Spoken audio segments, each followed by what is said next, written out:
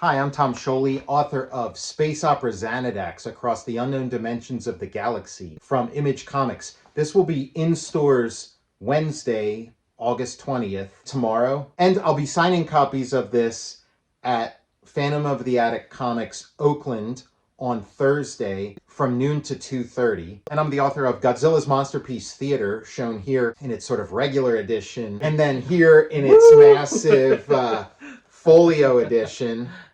This big honking thing with two things inside, an oversized hardcover version of this, and then plus a portfolio with prints of the cover art. I'm Matt Zeoli. In addition to being the author of all that stuff, I'm also the author of Fantastic Four Grand Design, and so we promised a part 2 of our Fantastic Four review. So we're gonna do part 2, and just a reminder that this is a review with a lot of spoilers. There's gonna be a lot of spoilers. We're not shy about it. So we're giving you fair warning. I was listening to like an NPR interview with Pedro Pascal, and the interviewer was talking about The Last of Us. Is that the name of it? His HBO show. Yeah, and she was saying, I want to ask you a question now, just for everybody. This is a quick spoiler, but... So she mentioned that it was going to be a spoiler and gave you no time. Like my hand started to dart towards the dial, but she it was that quick. It was like just a little spoiler. I'm like, okay, I guess I'm not watching that show. So, but at least we're vamping a little before the spoilers here. It also feels kind of like in the time since we did our review to now, the Fantastic Four has kind of become passé. It's a done. Literally, it's not even worth talking about it. Vanished from the face. Yeah, isn't it so funny? Because it was kind of the hot top. Like even Superman feels like that's kind of yesterday's news too. It does. It does. And again, we were talking about Batmania in the late 80s and how I was so excited about the Batman movie and I wore that Batman shirt and it was kind of cool for a little bit and then that faded. Feels like this, like Supermania and Fantastic Four, Quadrophenia or whatever it's called, Fantastic Four Mania faded quicker than anything. It faded while we were in the theater. Yeah, right. And Fantastic Four, it was kind of like a hot topic. It was ooh, some people like it, some people did this and that, and now it's who gives a shit? Nobody cares at all. You're whispering it when you talk about it. You're yeah, I saw the film. Yeah, and it's also funny because, they're talking about, Superman's the big winner and Fantastic Four's the big loser. But I'm looking at the numbers. The numbers aren't that different. It really... very similar box office. Very similar box office. You got to explain to me how, one of them's a flop and the other one's the hit of the century. I do still think about the Fantastic Four movie a lot. It is on my mind a lot. The Mole Man is in it. And before the movie came out, there was this comic, comic they did, The Fantastic Four First Steps, it's a pretty cool comic. It's Matt Fraction and Mark Buckingham did this, and both great guys. And it's this comic that's supposed to be part of the world of the Fantastic Four First Steps. So the ads are all ads with with Johnny Storm and stuff in it, as if that's cool. As if this is from that world. Now I had heard about this comic and I bought this comic in anticipation of the movie.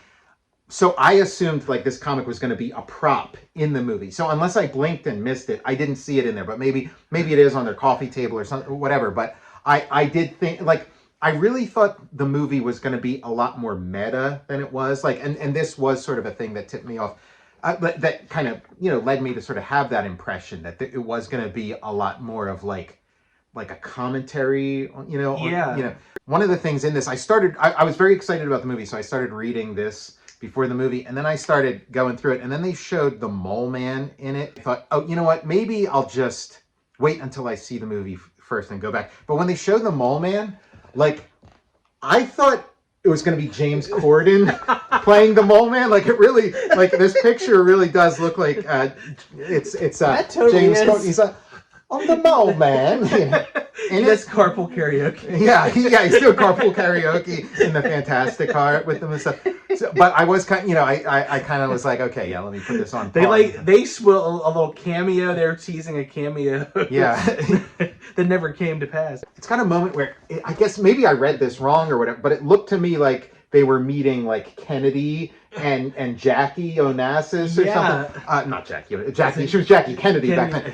So I thought there was going to be a lot more of this kind of like Forrest Gump kind of stuff where it's like they meet Elvis. You know what I mean? Like a little more of that kind of stuff. Johnny Storm's like right in my buttocks. Yeah.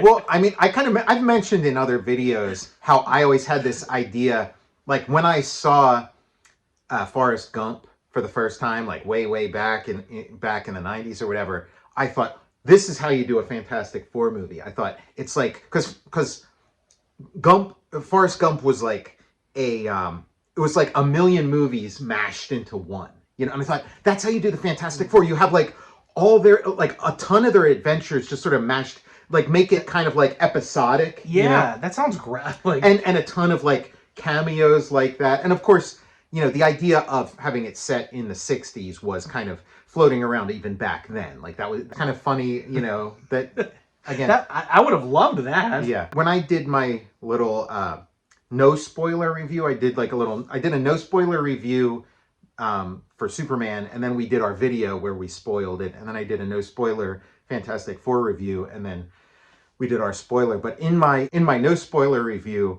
I mentioned there was a scene I wished I had thought of when I did the Fantastic Four, like when I did Fantastic Four Grand Design.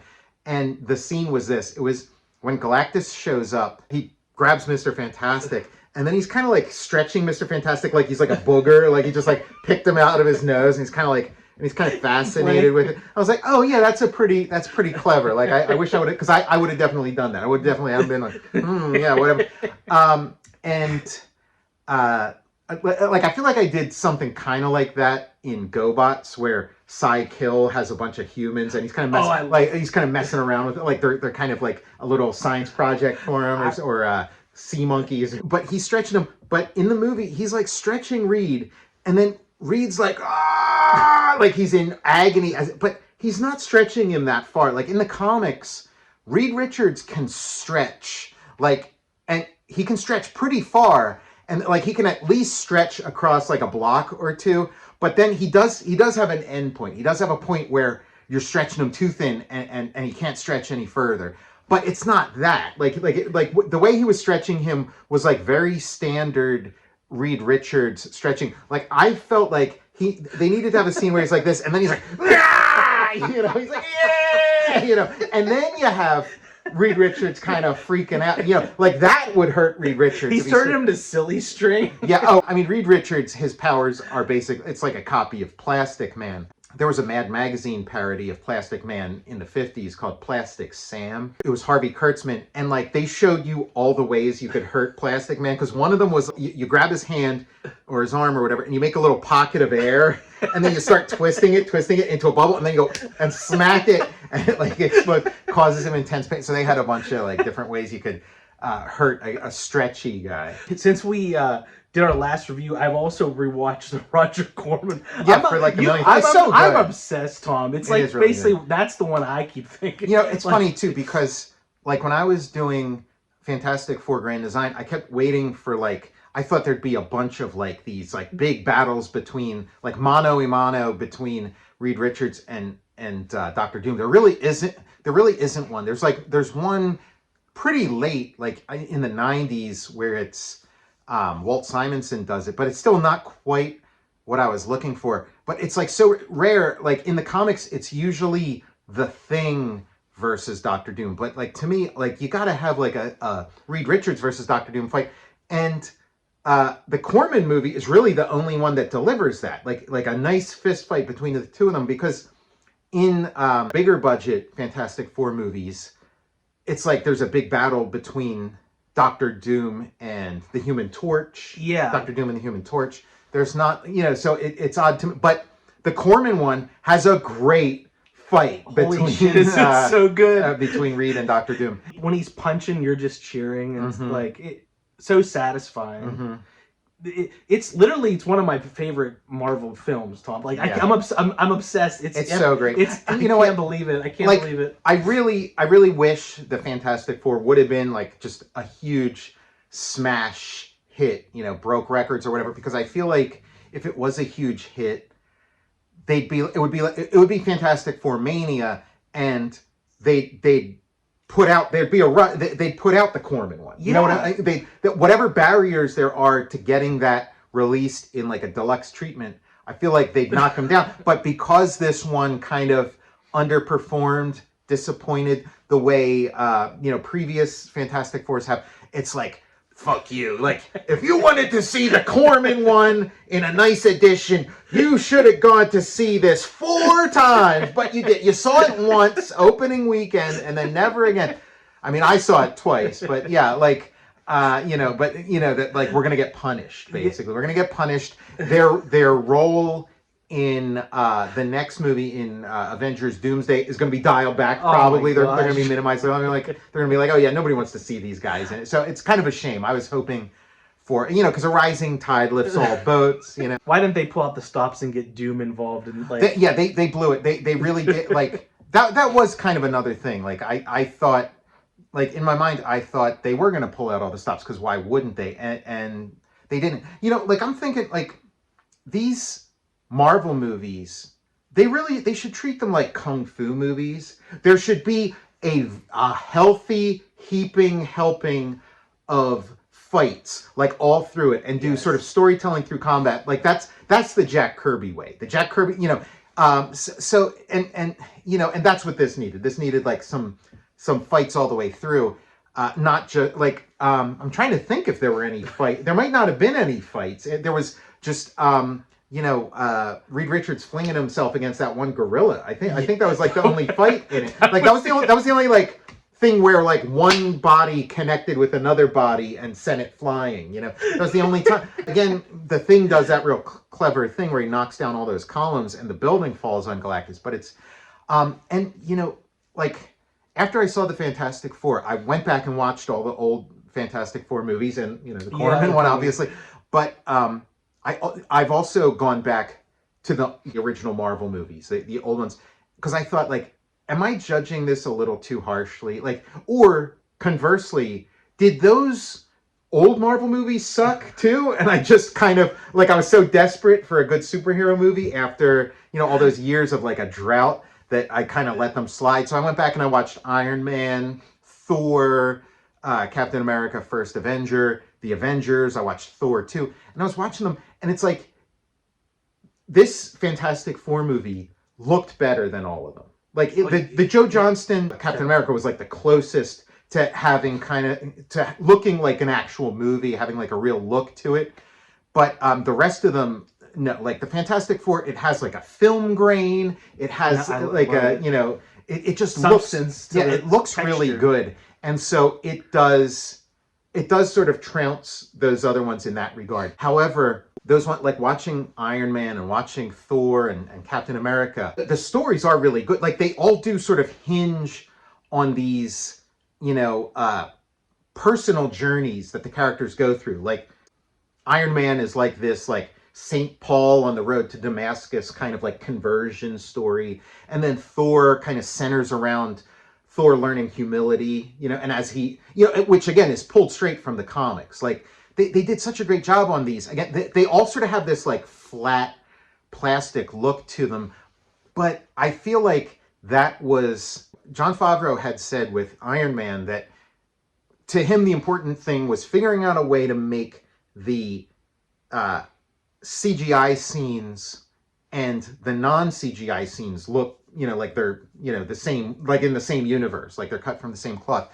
So, and he was successful in that regard. And it does, those early Marvel movies, they do look like they're very sort of slick and plastic and flat and bright and stuff. And so it is kind of like they're lit like a comedy. Yeah, they're lit like, you're right, they're lit like a comedy. And I think it is like, okay, let's give the world this sort of plastic look so that the CGI doesn't, so that it looks like it's of a piece with the CGI. And so it'll stick out like a sore thumb on like true fit, like film. Yeah. So it did, like, that did work. But again, I would like I could look at that Fantastic Four world all day. Like it's just it is gorgeous. It is a very nice looking movie, and they put a film grain in, which again with my comics that's what I try to do. Like I put sort of like a little grain to a little tooth because it looks too I love empty, that. without that. And so, but the thing that those original Marvel movies have over the Fantastic Four is they did have a healthy dose of like fighting, action, whatnot, all through. Like you get to see Thor swing his hammer and hit some, storm giants with his hammer and do this and that. And then even when he gets his hammer taken away from him and he has to get to it, he's still, he's duking it out with Iron Man combat. Yeah, and you got the Warriors 3 doing all that. Like it's chock full. Again, they should be like kung fu movies. Like we're looking for like it's a formula. And yes, I'm advocating for using a formula, as odd as that might sound, coming from like an artist and a creative person, but it is like, you're trying to deliver on something. So it's like, yeah, you can deviate from the formula if you want, but it's at your own peril. But again, and it does bring it closer to the Kirby source material. If it does sort of, yes, you can have your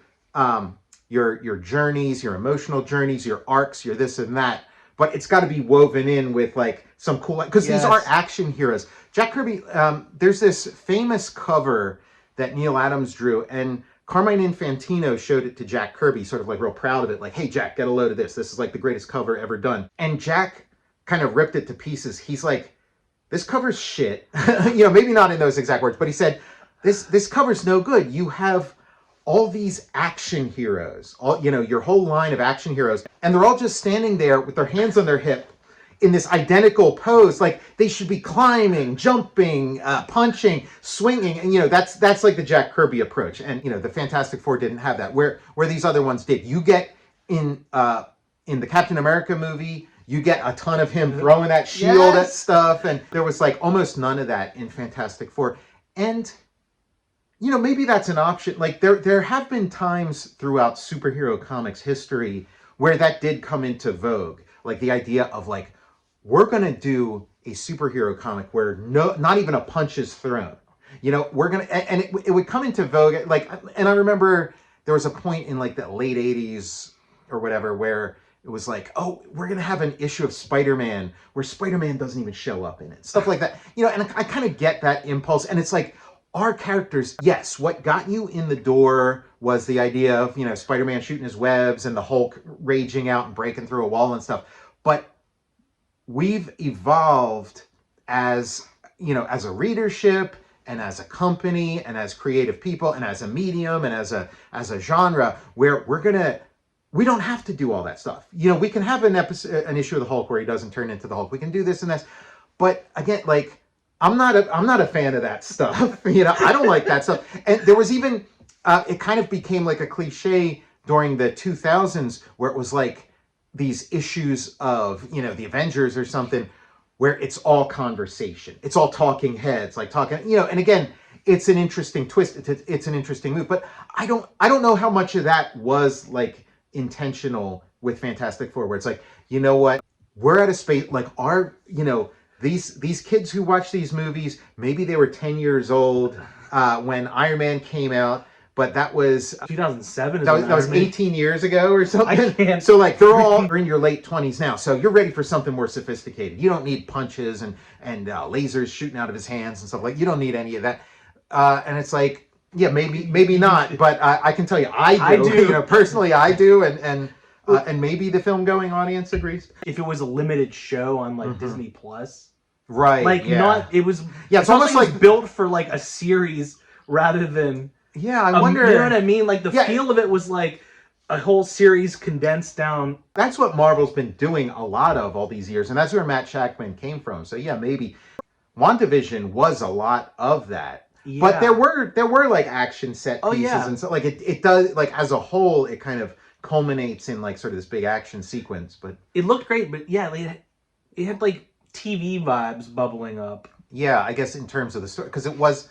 But again, I guess they had this idea like, oh, the Fantastic Four, it's a family drama, it's a this and that. But yeah, I think they should make them more like kung fu movies. And I gotta say, even like they might even consider getting some of the directors of like Power Rangers, or like the Japanese version of Power Rangers, or maybe like the Super Sentai series, or maybe like some Kamen Rider directors, because those shows, I got to tell you, like you watch those shows week in and week out, like they've figured out how to make superheroes work on screen, and it is like there's tons of action. You got stories, you got action, you got crazy inventive visuals, like. That's a smart idea. Yeah, and they'll have sort of like and it's done on like a really tight budget, and they'll have they'll have like really cool special effects, but then they'll have a lot of like rubber suits and rubber aliens and stuff. Like,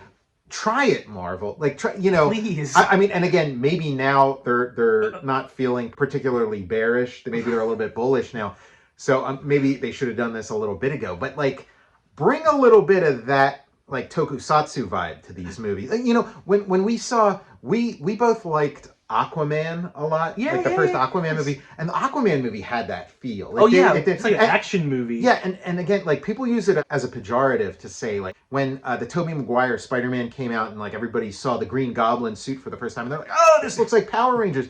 But Power Rangers, like again, I'm more of a fan of the Super Sentai like Japanese source material, but even Power Rangers itself has, like, they've created sort of a consistent way of approaching the superhero genre in a way that sort of stood the test of time, and I think is really good. Like, you just have to make a couple small adjustments, and these Marvel movies would be helped a lot. I just rewatched the Spider-Man flicks. I think the Green Goblin's costume is like, I don't think it's dated. I think it like it aged well. I think it aged pretty well. Yeah, it's all what you do with it, and I mean, I was one of the ones who was kind of skeptical about that costume too, because again, like, the more you make this stuff like the comics, the more I'm happy. Yeah. But yeah, again, like, it just worked because it was just a really well put together movie, and again, tons of action. You got to see Spider-Man doing all the stuff you wanted to see in a Spider-Man movie. Guess what? I didn't get to see all the stuff I wanted to see the Thing doing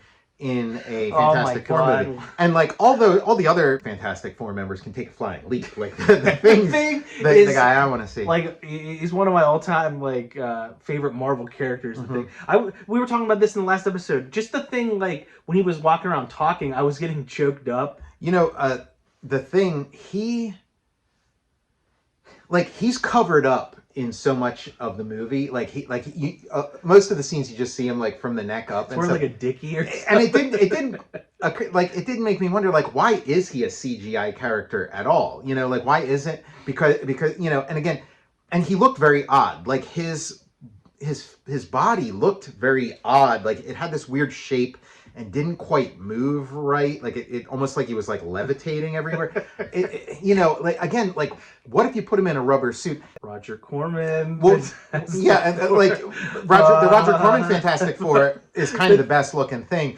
But the Michael Chiklis one wasn't bad. Like, love that one. He is pretty like lo-fi, but it is like real stuff slathered on, and there is like a real performance there that I didn't get from a lot of the scenes with the Thing. I mean, there was the one scene we talked about where it was a lot of like close-ups on his face that was really nice, but whenever he's like kind of walking around in the world, he looked a little bit odd. And I thought, even like I saw the Ninja Turtles movie recently. They brought it back to the big screen. I watched it again at the movies, and like the Ninja Turtles, they stole the Thing's thing of like putting on a trench coat and a hat and walking around.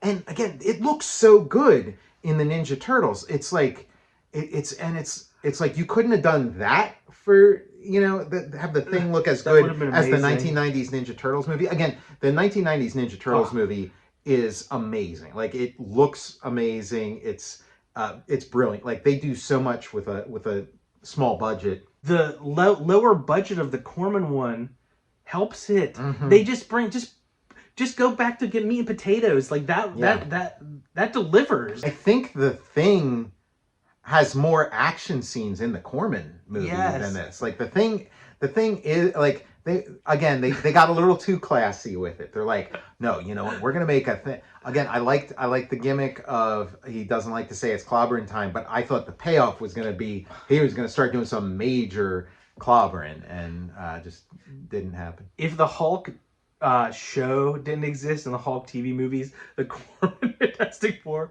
would be my favorite Marvel movie. Yeah, this thing of like, it does feel like any kind of complaints about the Fantastic Four First Steps feels like, kicking somebody when they're down, so it's kind of like not fun anymore. Because again, I did want it to catch up. Like, I felt like, okay, maybe the rest of the world loves this Fantastic Four movie, but I'm gonna tell you my little nitpicks and stuff. But now it's kind of like, like I would, maybe I should have been cheerleading it to kind of help it along a little bit. The other thing, the title First Steps. I don't know if maybe this is like obvious or something, but is it like because it's got a baby in it?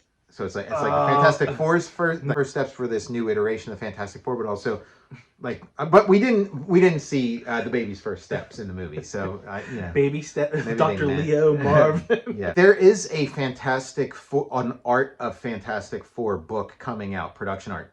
I think there's going to be a lot of cool stuff in there. I think we are going to see like all this stuff where it was like, hey, why wasn't this in there? Why wasn't this in there? Why? Like, I think we're going to see all that stuff in there. Like, I feel like there was a much more ambitious version of this movie that just didn't make it to the final cut, or maybe, they decided not to spend the money on but again, you could even get like just a couple, like just like a quick shot of, they have a shot of Stan Lee and Jack Kirby looking out their window, maybe a shot of the Puppet Master looking out the window or something.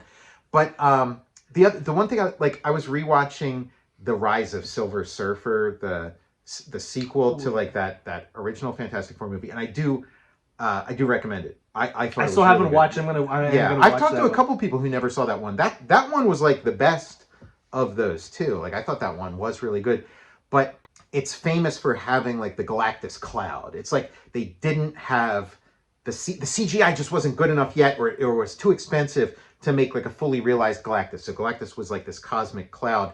Although it looks like even in 2025, they still haven't figured out how to make Galactus look good. Like maybe they made the right decision not showing him. Like, maybe we'll have to wait another, I don't know, 15 years or whatever for them to like do Galactus right. But there's a couple shots in Rise of Silver Surfer where you see like the cloud of Galactus, and it's kind of off screen, and then you see the cloud, but then there's like the sort of like bracket shit, that like Galactus silhouette or something, just for like a second. So it's like, oh, is that the cloud or what?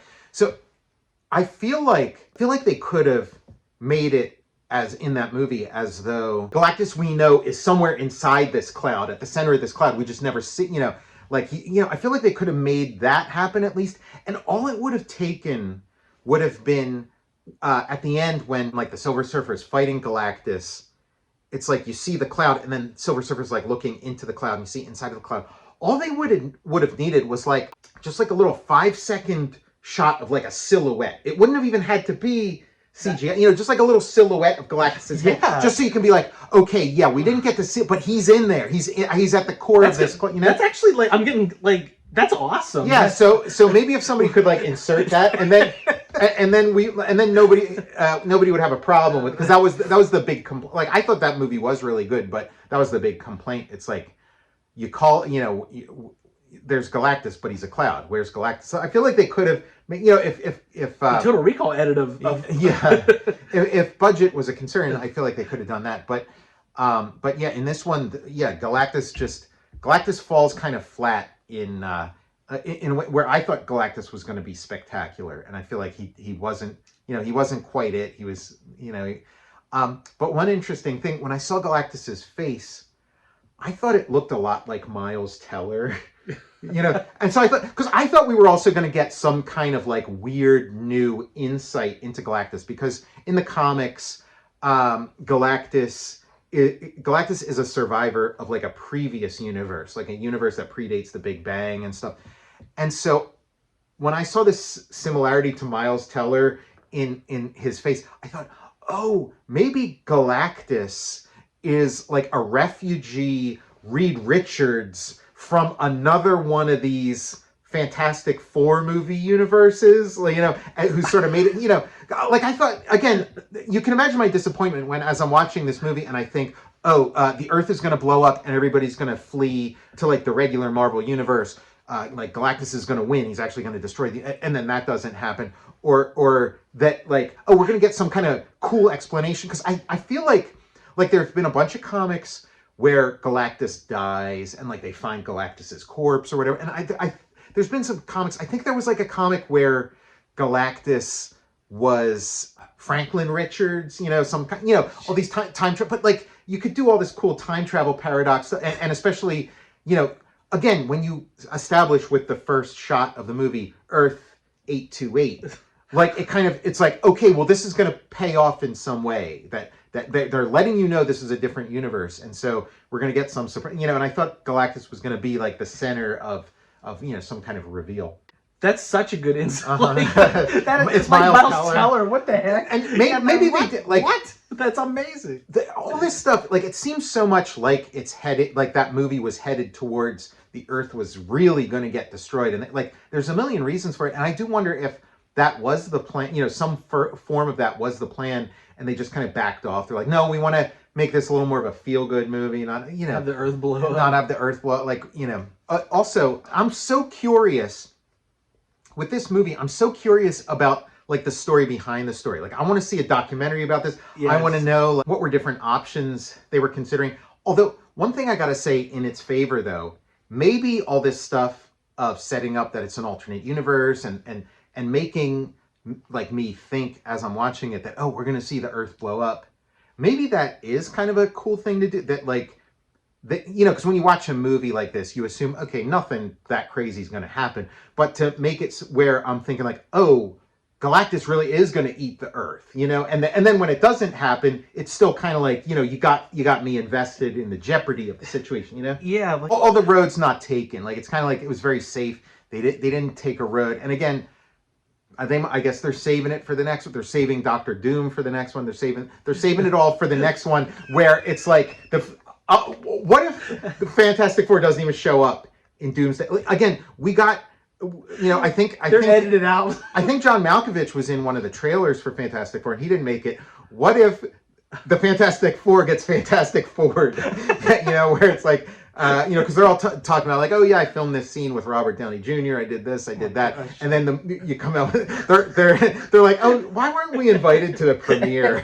And then they go to the theater to watch the movie on their own dime, and they're like, wait a second, I've been telling my whole family I was going to be in this Avengers movie. I got people flying in from out of town. Yeah. To see this. Whenever we look at that Art of the Fantastic Four book, it's like, here's the unused practical thing suit. Yeah, right. And I'll start crying when they do. I've seen little glimpses of things so far where it is kind of like, oh gee, why didn't that make it in? But yeah, this Fantastic Four movie, it's it was good, not great, and it seems like the world agrees with that, or maybe the world doesn't even think it's that good. Like maybe I'm more into it than most people. The ramp up to the movie was better. Yeah, we talked about that with Superman. We were kind of like, okay, we're having so much fun in anticipation of Superman, so maybe this will be the fun. And then the Superman movie comes out and it sucks, and we're kind of like whatever. But Superman lived up to the hype. But Fantastic Four feels like again, you can watch the best part of the Fantastic Four movie is available on Disney Plus to watch. It's that little documentary within the movie. I thought that was the best part of the movie. That was right cool. there. I ended up watching that. Superman's release and rollout, it kind of overshadowed Fantastic. Like after Superman comes out, it was like the Superman fever was still bled into the release of the Fantastic Four. So it didn't feel like it got. I wonder that because you don't know what might have been or whatever. So I do wonder if maybe the Fantastic Four would have done even worse. Because I did feel like after Superman came out, I had so much fun. I was like, I can't wait for Fantastic Four. I was hyped. I was like, keep these peppy, upbeat superhero movies coming. These sort of retro kind of good old fashioned fun superhero movies. Keep them coming. So I was so excited to see Fantastic Four after Superman.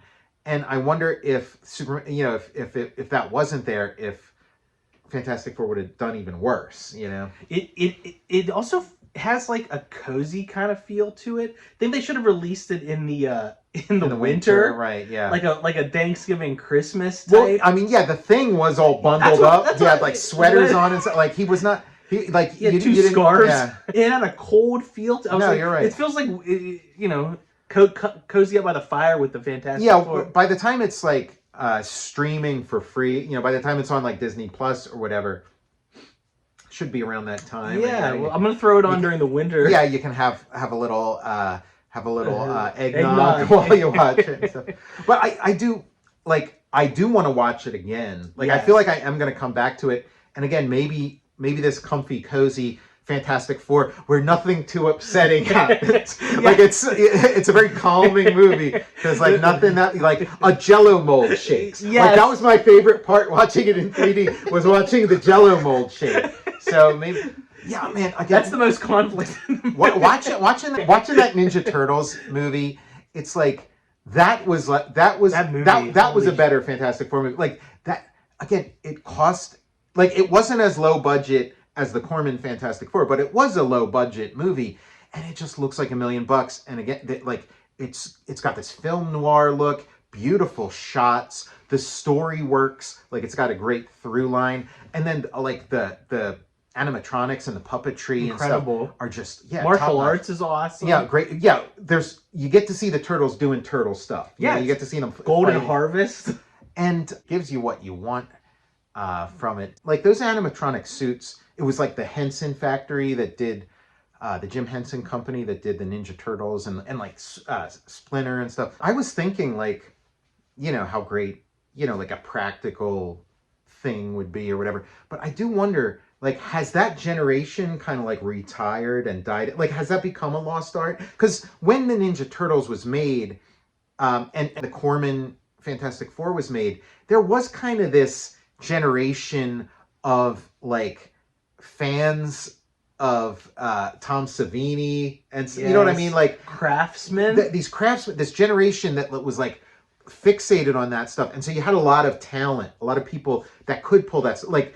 There were a lot of people who could come up with a really nice looking Thing costume where like the mouth moves and the teeth come in, it's clobbering time. Where now maybe there isn't, maybe there isn't somebody you could go to make that stuff happen. We should get a petition for Tom Savini to make a full body Thing costume. Yeah.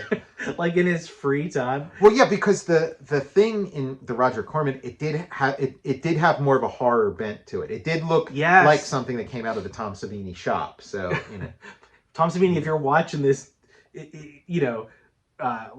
some people go in their garage to like tune up their car. Go in your garage, please, and make a Thing outfit. But anyway, I think we need to lay off the Fantastic Four. Like these are like these. It's like I like the movie, but I had a couple things to say about it. But now it just feels cruel. It feels when the weather gets cold, do you want to revisit the Fantastic Four? I got to tell you, I do think about this movie a lot, so that counts for something. And I feel like we'll see where. But again, like those first batch of Marvel movies, they gave you what you want. Like you didn't cut. One thing though, like those original batch of Marvel movies, they'd have like their really fun parts, and again the Avengers, the crescendo that builds to is just really great. That final scene, and again, I was all these years later, I thought the Fantastic Four would one up that, would do like an even better version of that. Not that minus, not that. It's like. It really does feel like that final Avengers battle, but where like we haven't filled in the CGI yet, like you got these empty streets, nothing, and there's just Galactus and Reed Richards, that's it, and everybody else is left out. It says effect to be inserted later. Yeah, there was that somebody had leaked like a version of like the Wolverine movie or something. I saw that. Yeah, where he didn't have his claws and stuff, like he didn't have the CGI. And the Fantastic Four, that final battle did kind of feel like that. They're like, oh crap, we uploaded it too soon. Yeah. I'm like, oh no, Tom, the Jello mold's gonna break. Yeah, that was fun. That was a fun shot, but that shouldn't be your best moment. I'm Tom Scioli, author of Space opera Xanadax, Across the Unknown Dimensions of the Galaxy. Plenty of fights and action. Like, you want action. All the stuff you didn't see in Fantastic Four is in this. All the action and excitement that this was lacking. This will deliver that. All you first step sweat hogs. Yeah, check this out. Grab yourself a coffee. From Image Comics, it's out this Wednesday in stores, and I'll be doing a signing on Thursday at Phantom of the Attic Oakland in Pittsburgh from noon to 2:30, and I'll also be at WV Con, West Virginia Con, on Saturday. I'm Matt Zeoli. And yeah, we'll see you next time. We'll see you in 30 years when the next the next attempt at a Fantastic Four movie comes out, and they withhold. They're like, oh yeah, no, not so fast. I got an idea. Doctor Doom's gonna be in this one. For 3 seconds, yeah, for 2 seconds, you'll see Doctor. They're like, we've got some reservations about Doctor Doom being in the movie. Yeah.